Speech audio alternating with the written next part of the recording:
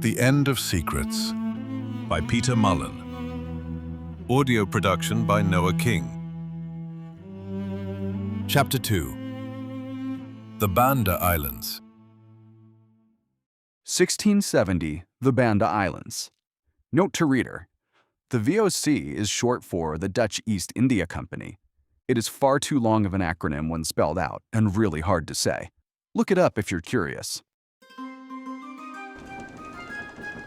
The sea was calm enough to see details of the moon in the reflection of the water. The Mercurius moved through it like a thought, her hull cutting a quiet line through black water. The wind was light, just enough to keep the sails full and the rigging in a soft, constant murmur. Lanterns hung along the deck, their glow warm and steady, swaying only slightly with the motion of the ship. The sounds of the night were dominated by the light rush of water against the hull and the quiet creak of rigging. This was truly peaceful. Despite the draw of treasures and riches, this was why many of the sailors, the volunteers anyway, lived this life.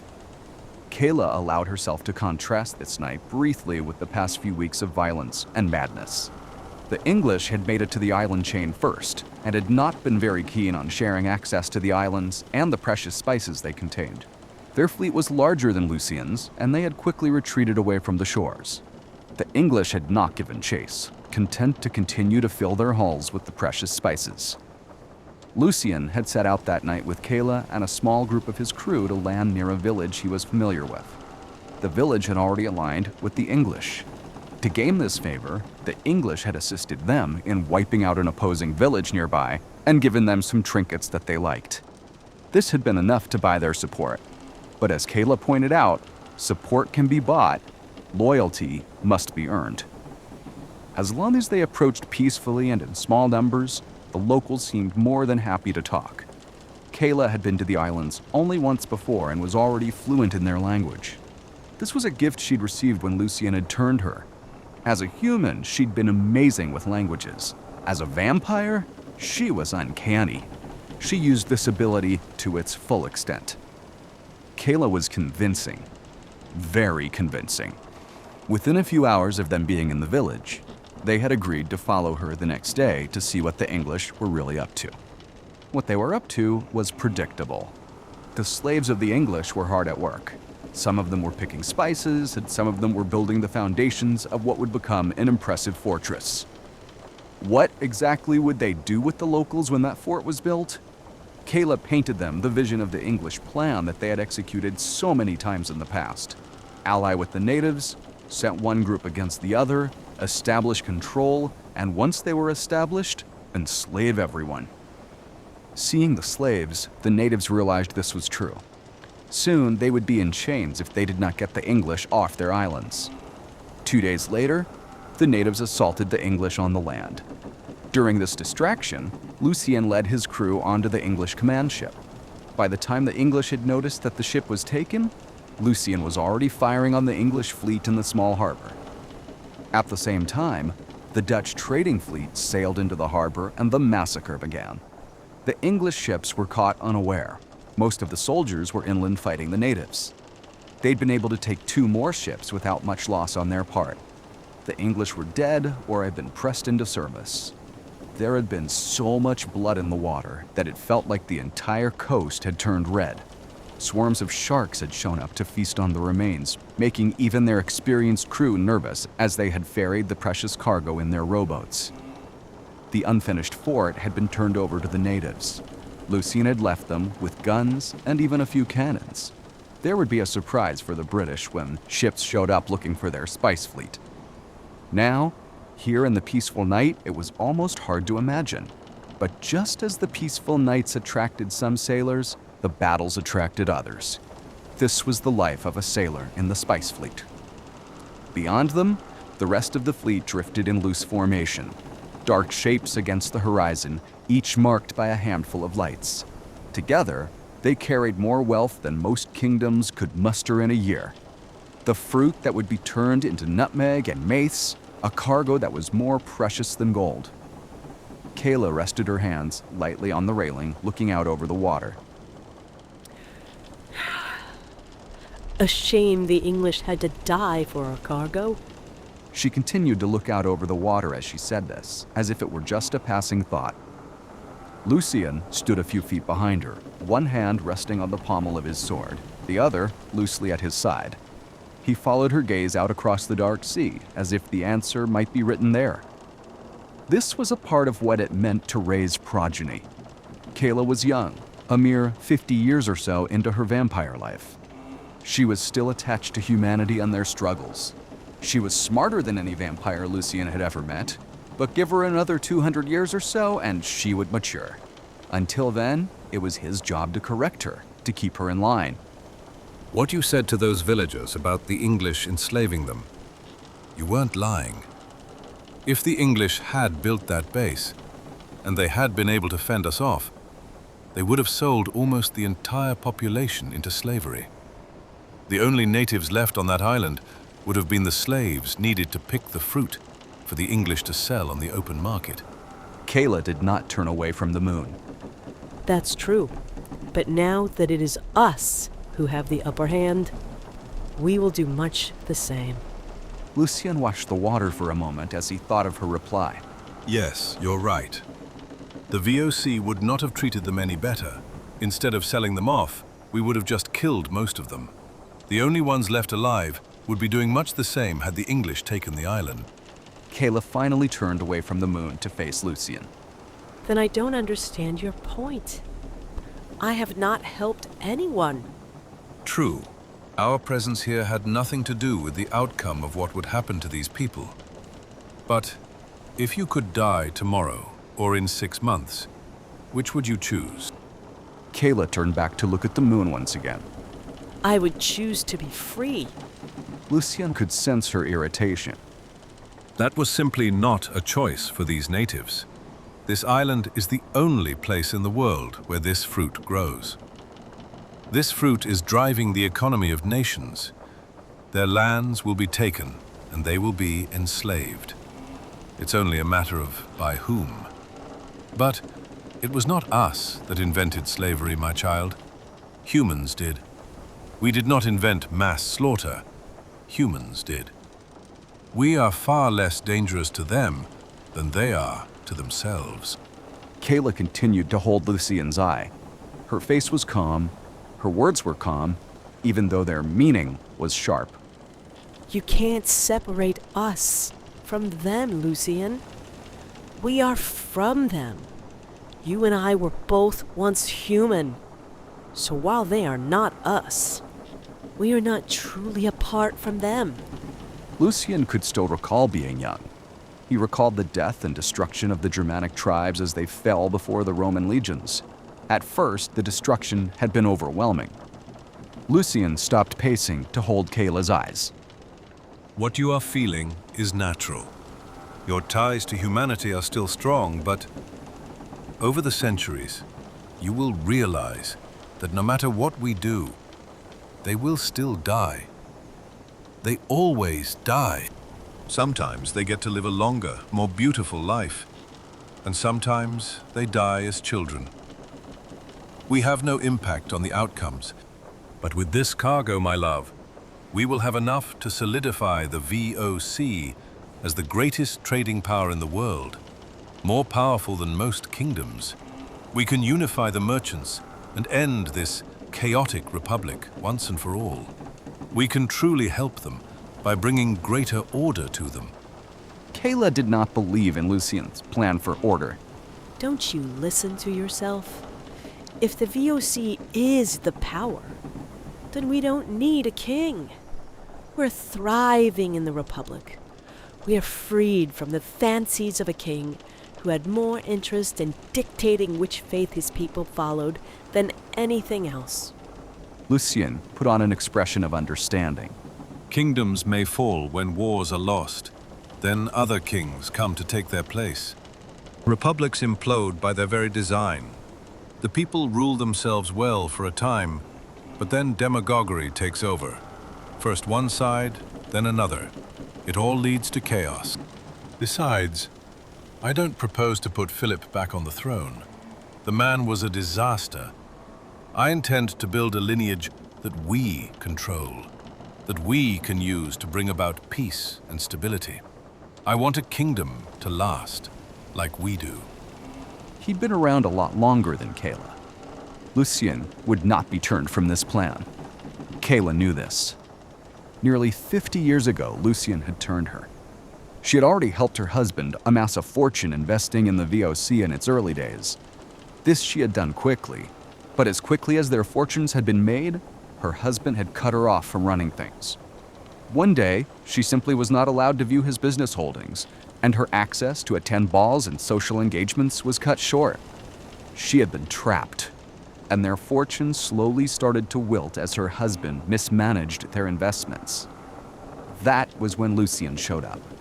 How he had learned of her plight, she did not know, but he made her the offer. He would kill her husband and make her immortal. He did not keep it a secret that she would be his progeny, his responsibility, his property. But it had been better than living a short while sequestered away while the money that she had made was squandered. This ship, Lucian's ability to establish power and even set up a king, this was all due to her and her abilities to invest, to secure, and to grow wealth.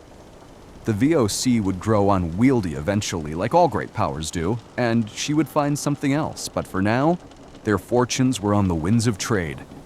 But as rich as she was still subject to Lucian's rule. As her sire, she owed him complete loyalty. She often won debates, but seldom got her way outside of investments. Despite the futility of it all, Kayla continued to press Lucian. Lucian, you speak often of the rule of Augustus. I know you were there, and I know that this time meant a lot to you. Yes, after 20 years of rule by Augustus, no one wished for a return to the Republic. And yet, not long after Augustus came Caligula. All of that order he'd worked so hard for slowly descended into civil war and chaos. He was a complete madman with unchecked power.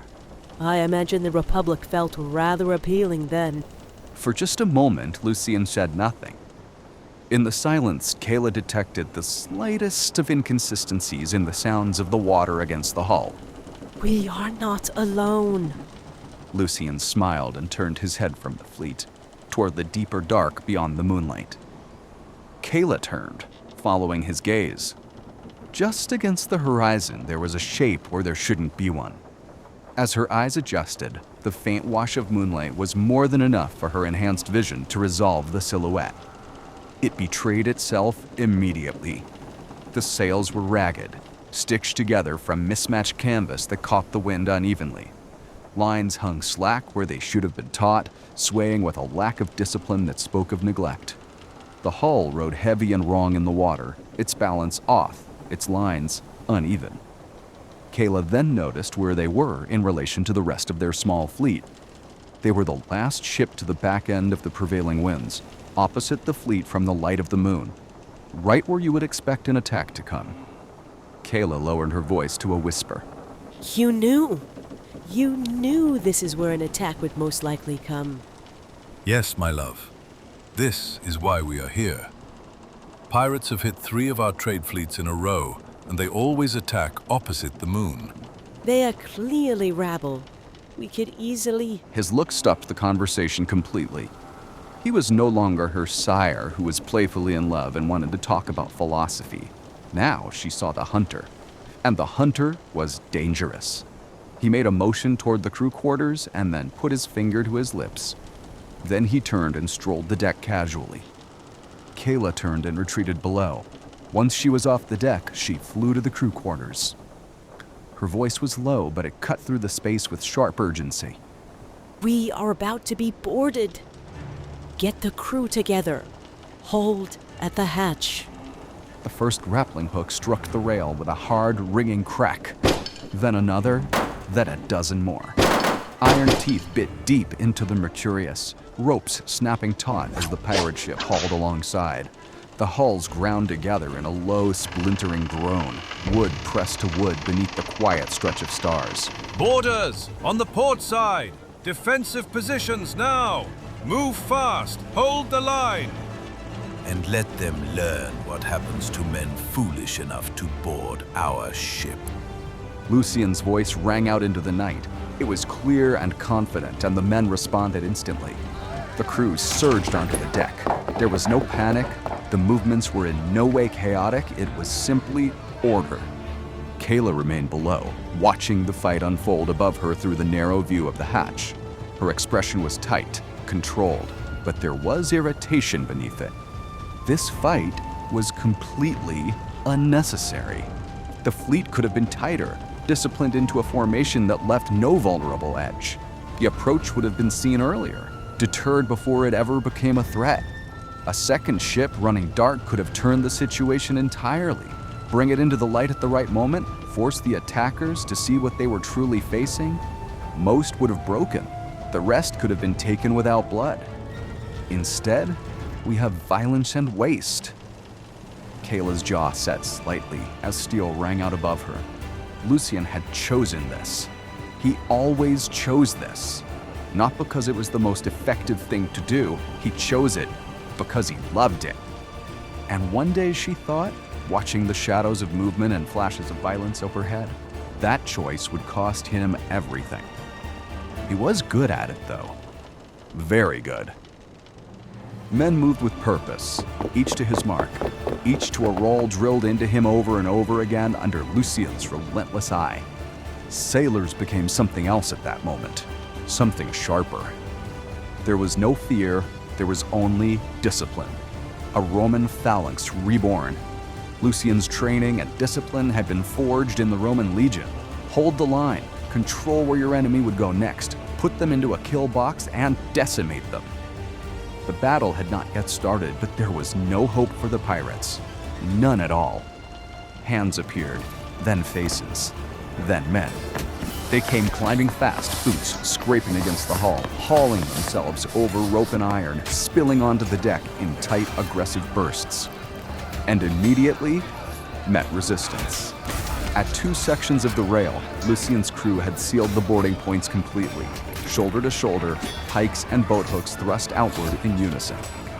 The first pirate over the edge took iron through the chest and vanished backward into the men below.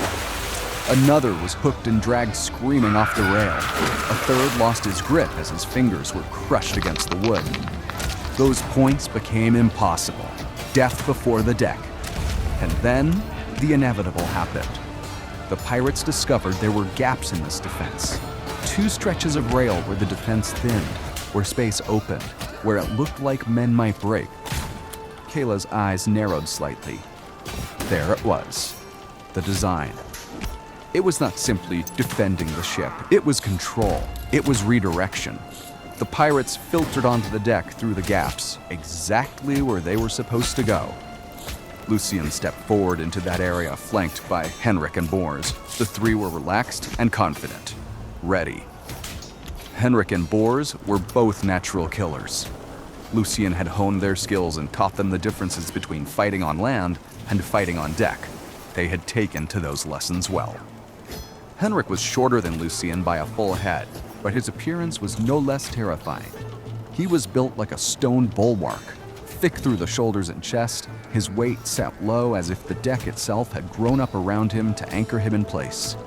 Nothing about him suggested he could be moved once he decided to stand his ground, and yet he moved with startling speed.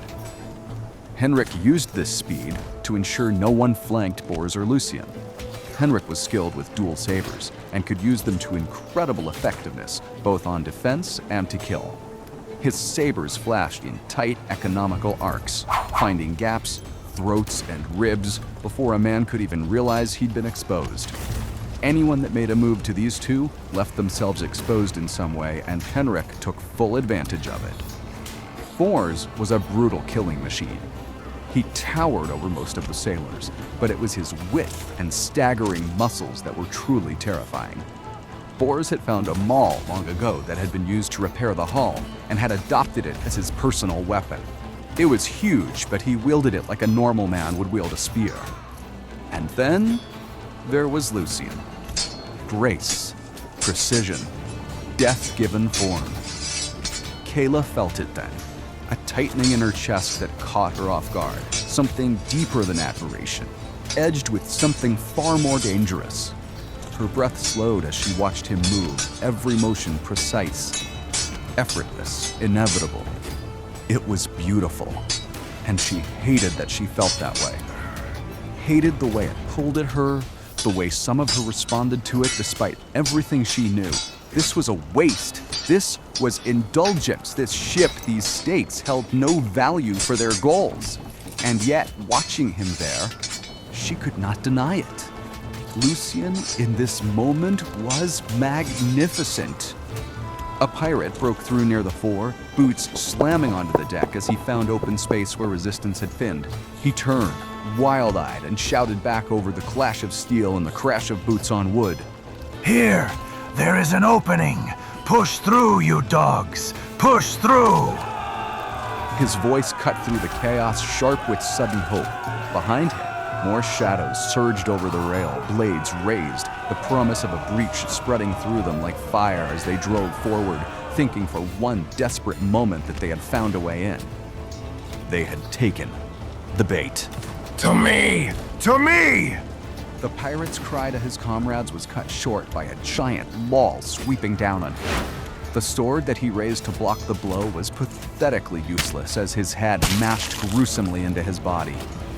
Bors laughed at the headless body and ruined shoulders that collapsed in front of him. His raspy voice rang out. Yes, yes, come to me. There is a gap in the line. Come to me and my maw will be waiting for you. Men poured over the weaker rail, boots slamming onto the deck, blades already swinging as they tried to establish ground, and they ran straight into Lucian and Bors. 3 pirates stumbled into Bors's area. The maul struck them with a sweeping blow, and one pirate's head exploded as the maul swept through it. A second pirate was struck in the side as the maul continued, and he fell with one side of his body shattered. The third made a move to cut into Bors's side, but was met by Henrik, one sword neatly deflecting the attack while the other slipped between his ribs. No one got by Henrik. 3 men attacked Lucian. There was no need for Henrik's protection, though. Lucian neatly stepped into form and showed off what 1,500 years of training and combat could develop. The first man swung clumsily at Lucian, who ducked under the blade while sticking a dagger into his side and ripping it out through the front. He spun quickly, tucking the man in his arms and throwing him at another of his assailants. The third man was far better trained than the other 2, and came at Lucian in a controlled attack. The man made a direct lunge at Lucian's middle. Lucian swiped his saber up, knocking the man's sword above his body. In the same smooth motion, Lucian moved close to the man and slipped his dagger through his heart. By this time, the third pirate had gotten the first dead pirate off of himself. Lucian came at him and the man froze with fear. It was like a demon from hell was coming for him. There was no escape, there was no hope, there was only death. Lucian smiled as he cut the man's head off with a smooth motion. Control the gaps. Keep them coming to me. Lucian yelled out to his crew. All around him, the crew did exactly that. They did not advance, they did not chase. They held the line, forcing every single pirate into the same narrow path. It was a funnel to a killing ground. More pirates came, and more pirates died, sliced cleanly by Lucian's blades or crushed by Bors' maul. Kayla leaned forward slightly, her breath slow, controlled, her eyes locked on him. This was not chaos. This was mastery. Another throat opened beneath Lucian's blade. He caught the man as he fell, pulling him close, not out of necessity, but desire. Kayla watched unmoving as Lucian lowered his head and drank. As he did so, his eyes met Kayla's. She could not help it. Her sire's recognition made her happy, but also irritated. Being Lucian's progeny made her a servant, a well-cared-for servant, a respected servant, but a servant. 30 men fell, then more. Some of the pirates tried once again to gain access to another part of the deck, only to be turned back again by the pikes. There was no hope for them, and Lucian could tell by the faces of the remaining pirates that they were starting to realize it. To fight was simply to die. This was no ragged crew that would scatter after a voyage. These were brothers. This was a unit, and no one stood a chance against them. 40 of the pirates lay dead or dying. And then, the inevitable happened. A man climbing froze halfway over the rail, staring at the deck above him, at the bodies, at Lucian, at fours with his maul and his smile. And he broke. He turned and fled back to his ship. Others followed. The remaining pirates on their ship looked to the man and saw his broken expression. It was over. A voice shouted from the darkness. Please, have mercy on us! We yield! Men dropped their weapons, fell to their knees, hands raised. Silence began to creep back in. Lucian's motions slowed. It was not from exhaustion. It was a choice. Lucian would continue to kill as long as it made sense to. For him to stop when there was still warm blood around was an exercise in control. But he had control, and these men in their boat had value. Good. There are still enough of them to navigate that ship if they have a captain. Around him, the crew held their formation perfectly. Not a man moved without orders. They looked to Lucian for their next move. Henrik, Bors, with me. The rest of you send a team to move across and collect the weapons in a few moments. The three of them crossed the narrow space between ships like it belonged to them. The pirates parted as they approached. No one spoke.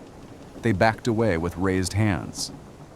Lucian walked through them slowly, his boots leaving faint prints in blood. He didn't hurry or look concerned. These men were already broken. You came here for profit. I respect that. We came for profit as well. But my crew will have our profits, and far more than you ever would have achieved, even if you were successful taking the ship. Before you could have filled your hull, the fleet would have turned on you, and you would have been running for your lives. You see, you did not just lose the fight. You would have lost had you won the fight. You have been poorly trained, poorly led, and you have been defeated. And now, I have to decide what to do with you. He strolled the deck as he spoke, even turning his back to them. Still, none of them moved. The men made no sound. All hope was gone. They simply had no control over their fates.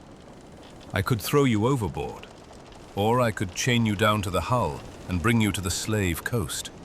There I could sell you, pick up a crew, and bring your ship back to Amsterdam to be refitted. It is old, and it needs repair, but it could still be useful. But there is another way. This ship is seaworthy, and we are still close to the islands, yes? And maybe you did not know this, but the English have been defeated, so there is no one back at those islands to fight us. So I could take part of my crew, take you back, and load this vessel up. That would get me far more profit than selling you as slaves, but you would be a part of my fleet, and my word is law in my fleet.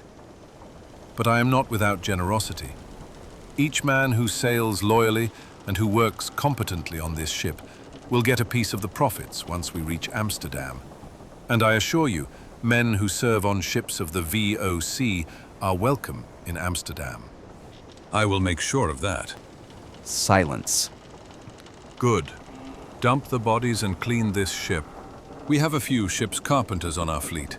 We will bring them aboard with some supplies. Work with them. Learn from them. If you do well, I can recommend you to become an apprentice. We sail back to the islands in the morning. Now, get to work. He turned slightly as if the matter were already decided. He did not raise his voice. He didn't need to. The pirates moved immediately, because there was no world left in which they did not.